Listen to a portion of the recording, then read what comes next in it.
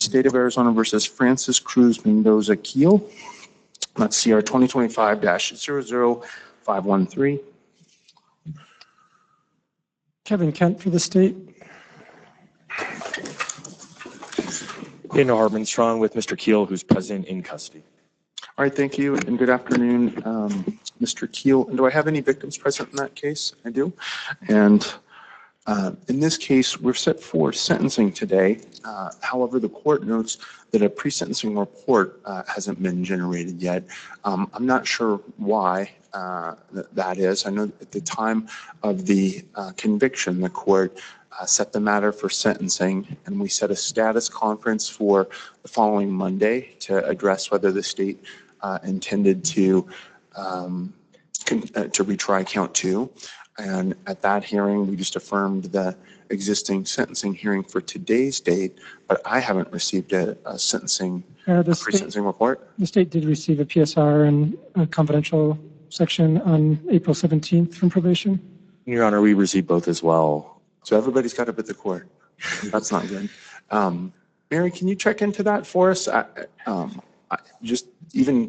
Today, I checked eBench and didn't see that in there.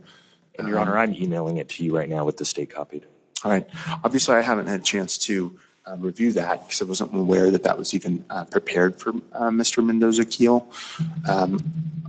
So the court was ready to go forward today with the presentation of any witnesses or statements today, but the court wasn't thinking it could go forward because I didn't believe the pre-sentence report had been prepared. Your Honor, I just consulted with my client. I think our preference would be to just briefly continue this if the court is willing to allow the court to review that pre-sentence report.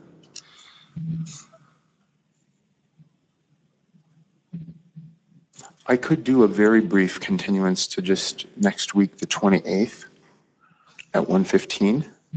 That works for us, Your Honor. And I apologize to the victims that I have present for that.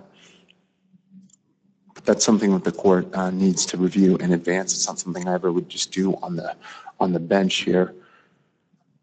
Your Honor, is it possible we could take, I don't know, I know there's 2 other matters on the calendar, maybe a recess after those 2 to do this today? I don't think so because I'm set for a cell hearing at 2 o'clock also.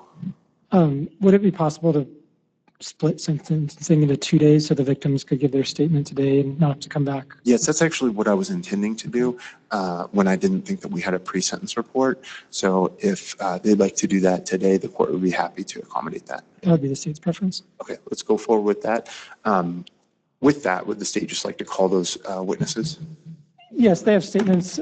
I think we can just pass them the microphone unless the court would prefer they come to the witness stand. Okay.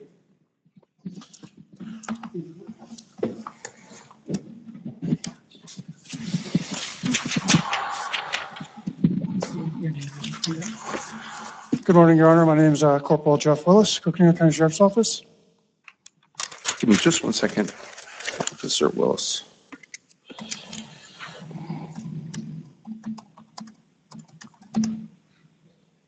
All right, and whenever you're ready, you may proceed. Your Honor, during a lawful arrest, Mr. Keel chose to escalate the situation into violence. He actively resisted. He struck me in the head with a closed fist and attempted to place me in a headlock. His actions created a clear and immediate risk to my safety and required force to bring the situation under control. His continued belligerence and refusal to comply, both on scene, during transport, at the hospital, and during booking, demonstrates a disregard for lawful authority and the safety of the public. I humbly ask the court to impose the maximum sentence of 6 years that reflects the seriousness of this assault and holds the defendant fully accountable. Thank you, Your Honor. All right, thank you, Officer Willis. Just for the record, while I do have both officers present, obviously the jury returned a verdict as to count 1. That's the count that the court's allowed to sentence the defendant on, and I have to keep that in mind. It's not intended as any sort of disrespect to you, Officer Willis. I know you were the case agent in the case, but the jury returned a not guilty verdict on the count that pertained to you. I certainly recognize I watched the videos in the case and everything surrounding that. But I just want to be upfront and honest with you that the court's intention is to temper my responsibilities, well, not temper my responsibilities, but maintain my responsibilities, I think, in honor of what the jury did return a guilty verdict on. So I just mentioned that since count 2 has been dismissed. So with that, if you could pass the microphone to the second victim, please. Thank you, Your Honor. Thank you. Your Honor, Detective Colin Knight with the Cook County Sheriff's Office. And whenever you're ready, Detective Knight.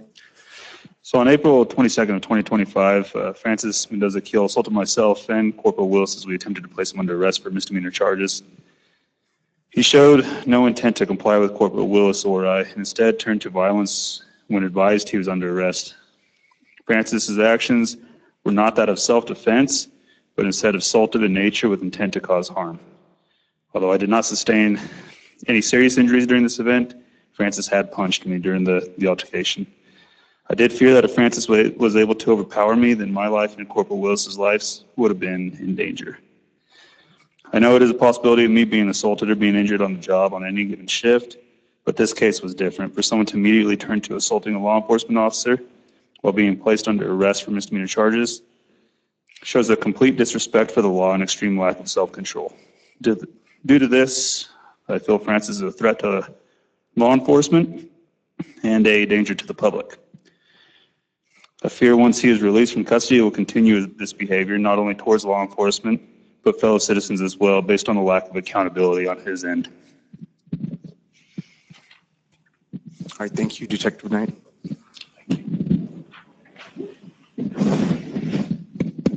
And was there anything further the state wanted to present today, Mr. Kent?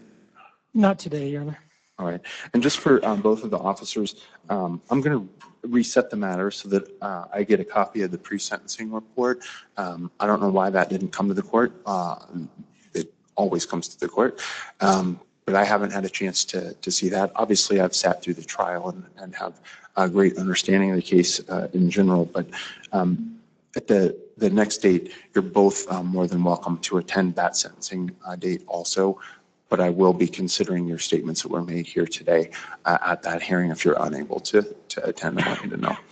And the defense had indicated that they could be there for April 28th. Was the state able to be there on that date? What was the time, Your Honor? It'd be at 1:15, same time. That works for the state. All right, let's reset for next week then on the 28th of April at 1:15.